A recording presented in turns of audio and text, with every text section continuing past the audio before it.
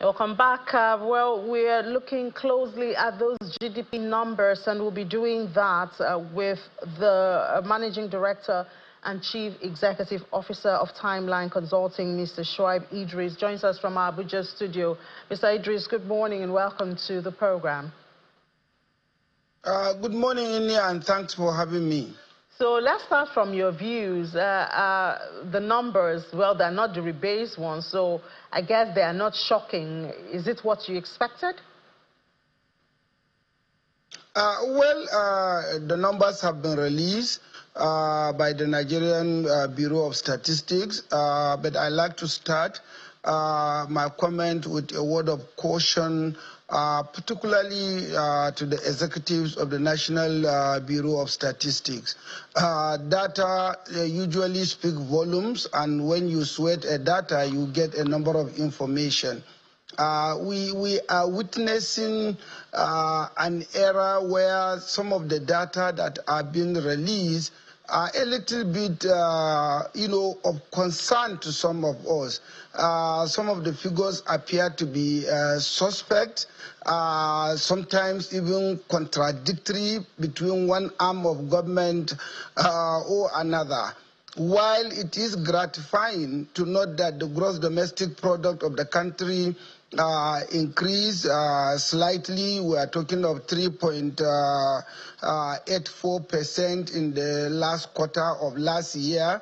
When you compare that with Q3, the same quarter, 2023, there is a marginal improvement. However, in the last 1 year, I'm sure Nigerians and indeed observers, whether within and outside Nigeria, of the Nigerian economy, will agree with me that quite a number of companies have closed shop.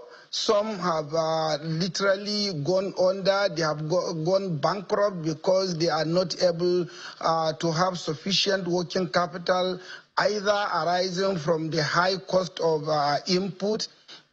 Inflation has been so high, exchange rate has been so excruciating, interest rate has been so high, so a number of businesses have closed shop. Now, the Bureau of Statistics brought these numbers, no comment on that particular, concern that each and every one of us have seen and witnessed, and there is a bit of a glozing over, this, preponderance of occurrences that we have witnessed, in the system.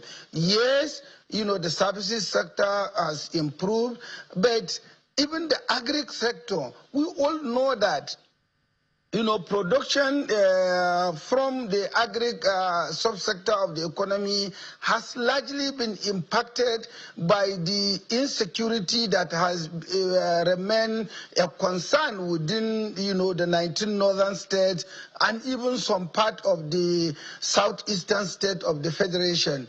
And yet we are still looking at, it is as if we are celebrating a 3.84% growth, when in essence we should be concerned about the areas where we are having challenges. I think the National Bureau of Statistics need to be careful before it loses its credibility and relevance when it is dishing out some of these figures. In the last, I think a couple of weeks back, the group managing director of the Nigerian National Petroleum Corporation came out to celebrate that the nation was producing about 1.8 million barrels of crude oil per day. Now, the National Bureau of Statistics is bringing out figures to say the average daily production is 1.56 million barrels per day. That was even as per the previous quarter. The last quarter of 2024, the production was 1.54 million barrels per day, which means we went southward, we went down. So what exactly are we trying to portray? If care is not taken, analysts, businessmen and women may begin to cast doubt on some of these figures that are being released by the National Bureau of Statistics. Sad thing, Mr. Shaibu, because having doubts about the numbers from the government, I mean, I wonder what people will work with. And, you know, this sentiment, unfortunately, is not new.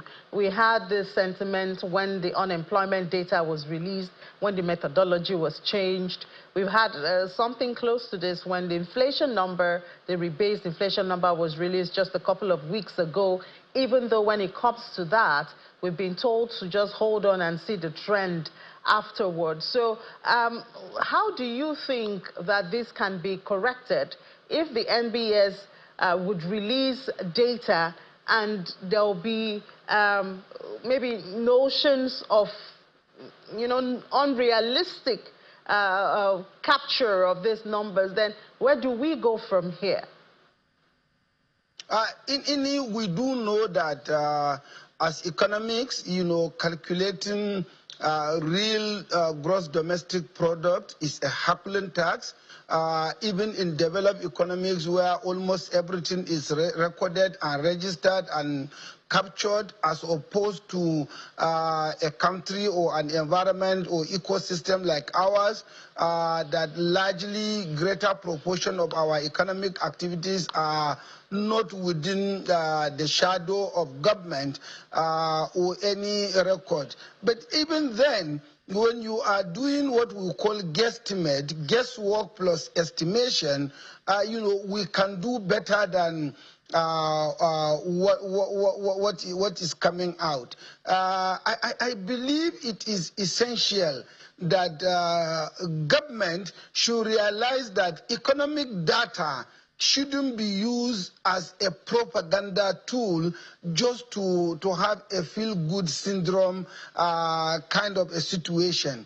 We need to state the fact on as it were basis, because if you are ill and you don't tell the doctor the extent of your illness, how do you get attention or remediation? How do you get medication to cure the ailment?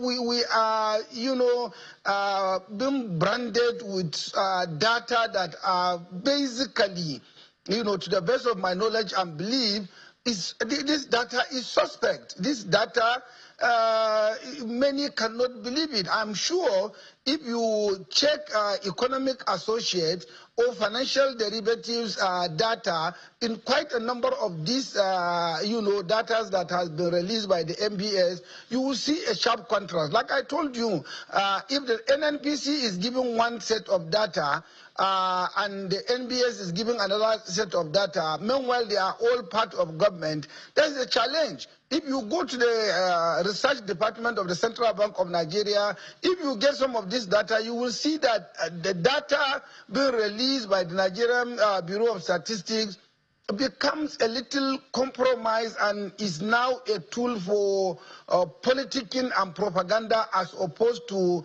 tool for economic planning and business men and women decisions to either invest or divest or increase their activity within the nation.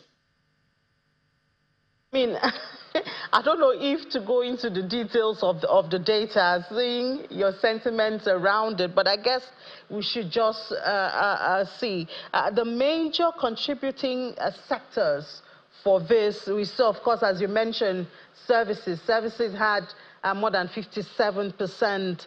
Then we saw trade. I mean, crop trade. Yeah, we saw agriculture there, 25.59. Industry contributed 17.03. Oil had 5.51% contribution to it. Agriculture is interesting to me because we see crop production is the highest contributor when it comes to agriculture. But we see that services is driving the growth of the GDP. How do we improve on this? Because there's still the issue of logistics. Here we see transport, contributing to that. How much more can we go when it comes to services? The UK economy, for instance, is built on services, but I don't think our services are that developed. How can we maximize these opportunities that we see that is beginning in the services sector? When